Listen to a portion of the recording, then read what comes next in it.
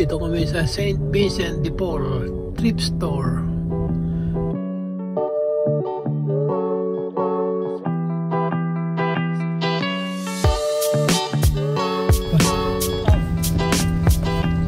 $99.99. $100. Kala ko nga na $9.99 lang eh. Kukunin ko na maski walang discount eh. Noon, nilagay ko sa dinala ko sa harap eh.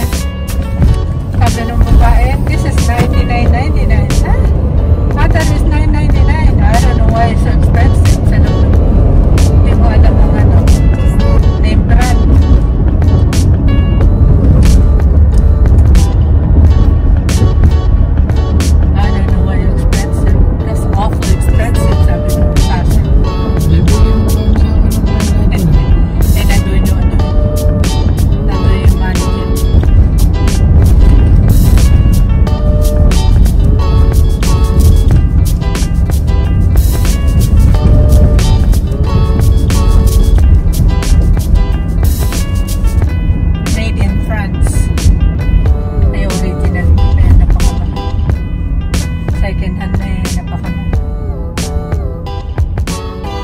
Sapatos sa Monday, $1.40.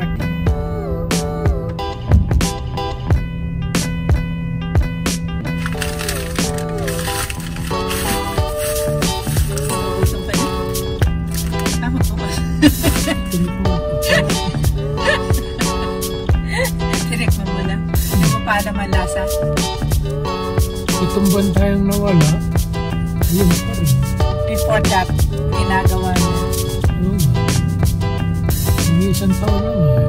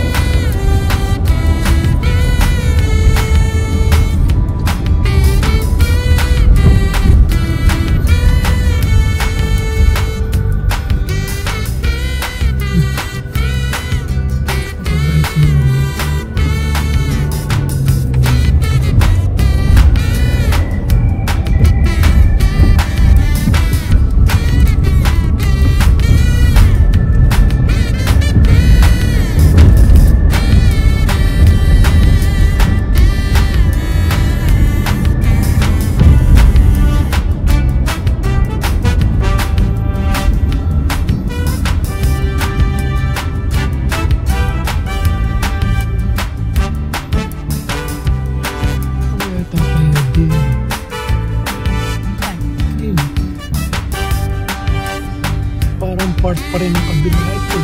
Part niya. Ito. Dati itong ano eh. Bilihan ng flower.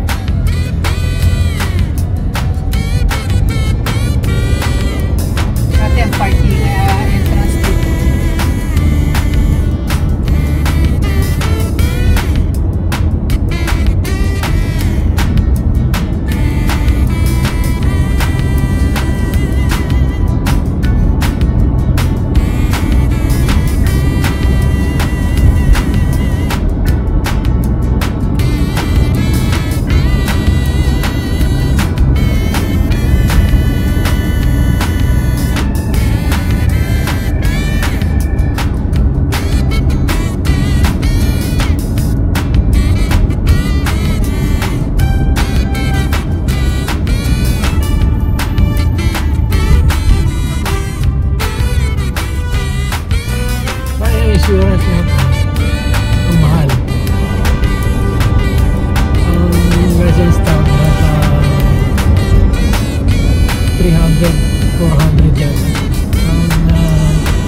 insurance ang mahal ng mga laki.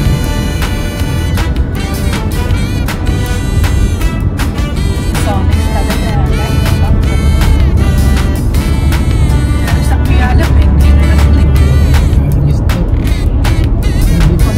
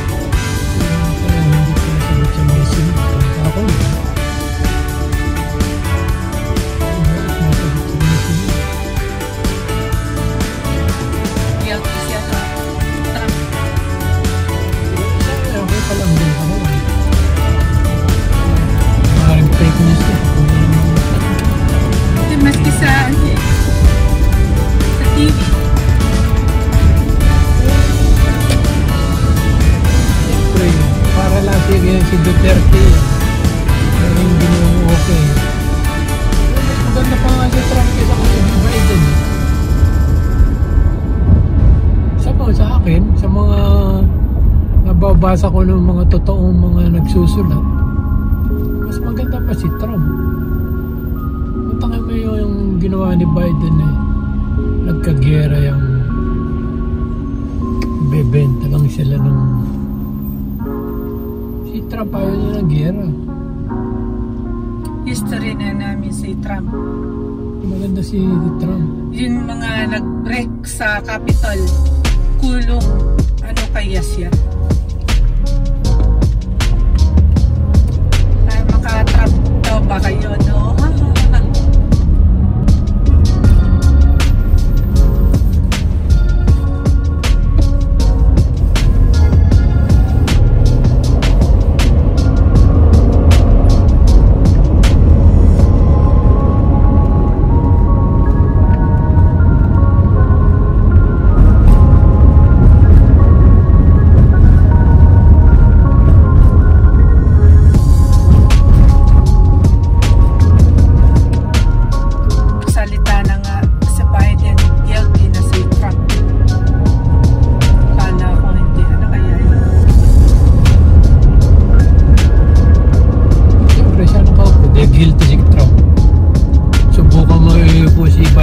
Si Trump, guilty si Biden. Normal lang sa politiko yun. Nakita mo nung panahon ni Duterte na kay Duterte lahat yung politiko, yung mga senador. Ngayon bumaliktad na, kay Marcos na. Marcos ang pera.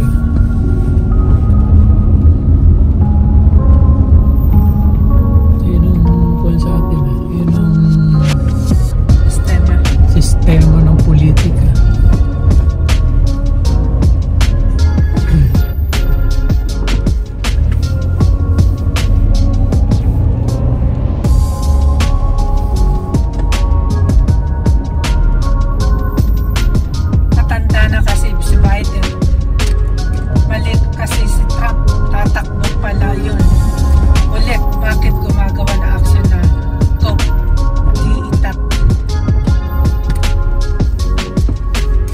Sinisiraan si Trump, tatakbo. Yan lang yan. Siyempre, kamukha ni Sara, sinisiraan yung ama niya. Sinisiraan si Duterte. Siyempre, pag siraan na nga yung pangalan Duterte, mag-iisip mo yun katao. Si Sara, sinisiraan niya tatay? Hindi, si Sara, sinisiraan na mga dilawan si Duterte, taka yung lahat ngayon sinisira si Duterte kasi nga malakas si Sara, kaya kailangan ngayon pa lang siraan na ng siraan si Duterte.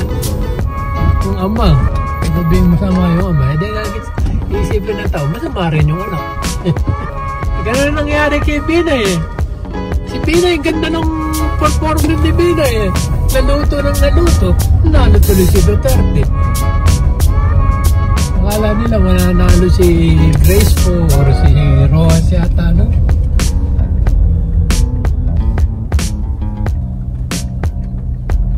Sisiraan lang, ganun na talaga politika. Sisiraan at sisiraan.